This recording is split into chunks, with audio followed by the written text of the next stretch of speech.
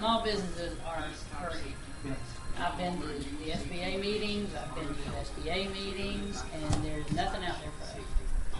If you want $1 million, you can get it. If you want 50,000, you can't get it. So, the paperwork that's involved, the time it takes, and the follow-up on it, the banks don't include it. So, we've tried everything, and I went through a grant program and got messed up there. They took me for my money because I thought they could help. Wow. So, I've tried it all. Trying to get access to some credit. They promise you they can write you grants, they'll look for you grants and things like that. Because you get all this information on the internet from the government saying there's free grants out there, and they send you a little CD that has 25,000 numbers or something on there, and you're expected to find which one hits your niche. And being a woman in business, over 60, you would think there'd be something out there, and it's just hard to do. So we're just kind of hanging on. We really are. So. Us poor little old business owners, before we all flop out. I think we had 3 or 4 close up in the last 2 or 3 weeks right here on the 2 blocks. Sure did. You're right. And I'm looking at it, within the next few days. Wow. I'm sorry to hear that. So if I can hold out and you become governor, Things will change. You're going to help fix things for us. I'll do my best to get more help and support to you and to the community in general.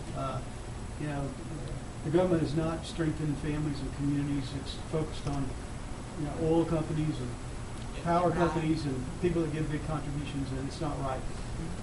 It's the people's government, and they need to get it back.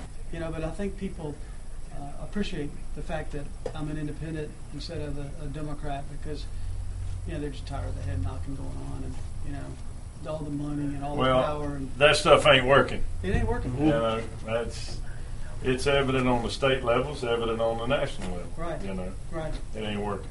Yeah, and from what I can see, and I had a chance to get around the state a good bit, is the solutions are in the local communities, and that's where the money needs to stay. Yeah. That's where the resources need to go. For healthcare, for education, for juvenile justice, job training. Not much, I think people are sending money to Tallahassee and not getting much back. Yeah, they sure are. That's why I'm doing this, is I just can't stand to sit by and watch it all be about money and power and. So you're wading into the swamps with the alligators.